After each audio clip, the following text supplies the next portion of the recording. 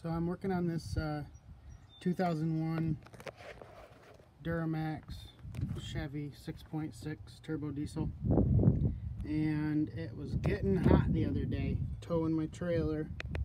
So what I'm going to plan on doing first is giving the coolant system a flush and swapping out the thermostats. There's two thermostats right in that housing right here, and they're known for failing, and my guess is that maybe they failed open, or there's like a funky flap in them, and if it failed open, the radiator wouldn't have time to cool the coolant down before it enters the engine again. So I'm going to pull this cover. The alternator wiring harness needs to be moved out of the way, and the AC pump needs to be pulled and then just folded over, and then I can get to this hard pipe here, and I gotta loosen this, take that bolt loose, and then under that cover I'll be pulling that pipe apart to get to that thermostat housing. This screw takes a 8mm socket, and then I'll pop that cover right off. Because I have to remove the alternator wiring to get it out of the way, I'm also going to disconnect the batteries.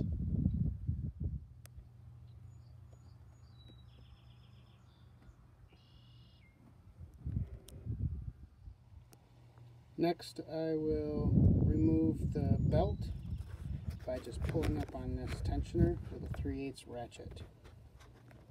With the belt off the AC pulley, I can remove the wiring from that sensor there and from the AC clutch, and then take these 4 bolts loose holding the AC pump on.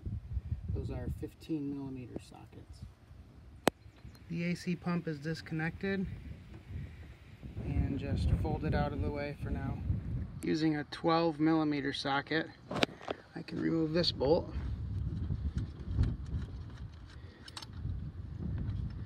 and that will help me get this wiring harness out of the way. This nut on the alternator needs to be removed with a 10mm wrench. Using a 12mm socket, I will loosen that coolant up pipe bolt here, and also the one right there.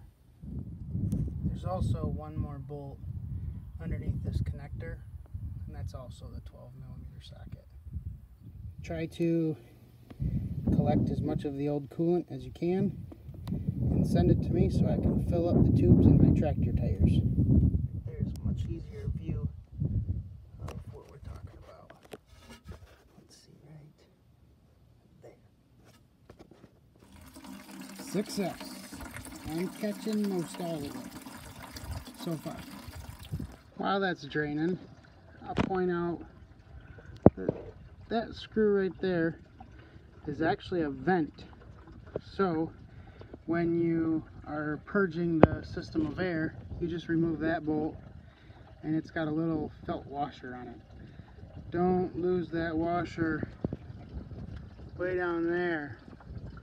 Ask me how I know. Now that I'm mostly drained, I remove those 4 bolts with 12mm heads as well. And now I'm to my thermostats.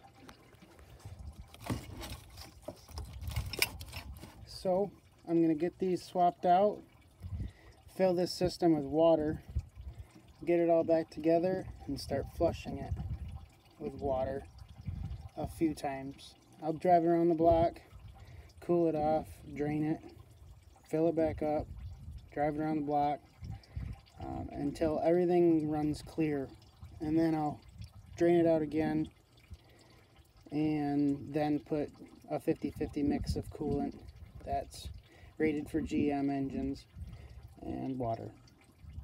I've seen this on a few GM thermostats that I've done this job to, and I think it's a stock thing. I don't know why, but there's that rubber gasket in there, and that all that stuff right there, that is all deteriorated, and it definitely looks like it could easily hold that thermostat open, so it can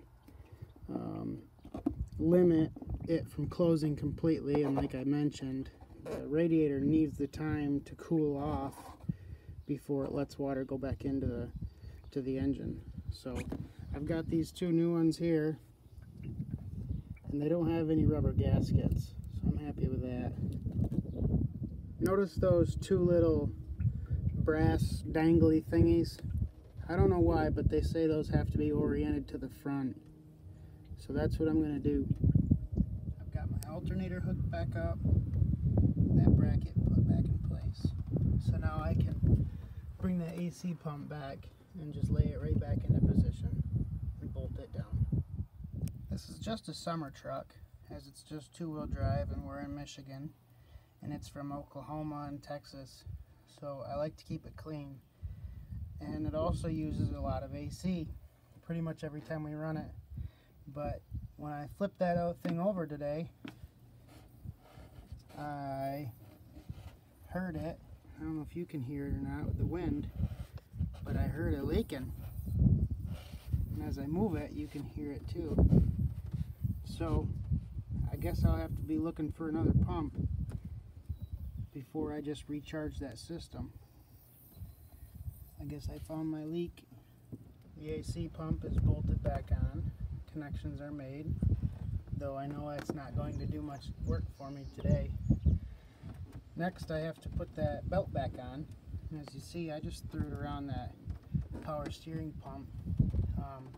So as soon as I take it off there, I should be able to keep enough tension on it that I don't lose my whole orientation.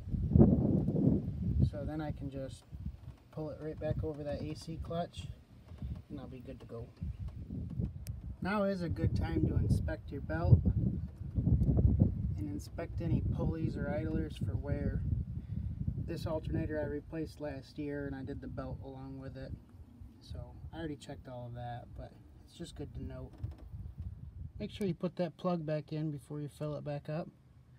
And like I said, I recommend flushing the system out with water a few times just to make sure any contaminants are out that might do any more damage to the new thermostats.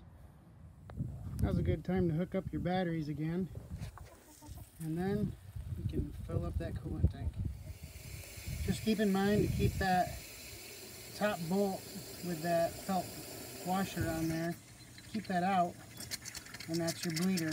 So as soon as your water or coolant starts coming out of there, then you are topped off. See? Just like that. All my tools are put back. This was $100 on clearance at Home Depot, by the way. And I know Craftsman had a lot of sets like this during Christmas time, and I bought 3 or 4 of those too. Some for myself, some as presents. But imagine how much this job would have costed at a shop. And I'm willing to bet I bought my parts and a complete tool set for less money than one repair bill. Don't that sound sweet?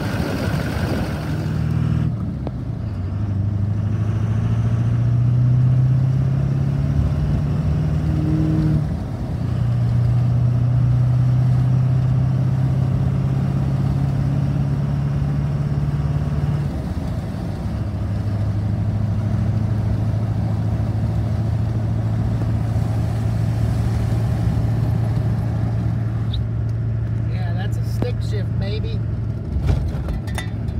but so far seems to be working. I've had a couple hard pulls, and I'm still sitting below 210. So I'm just driving around the block a few miles, and then I'll drain it out, flush it a couple times, and do the same thing. But I think that's a success.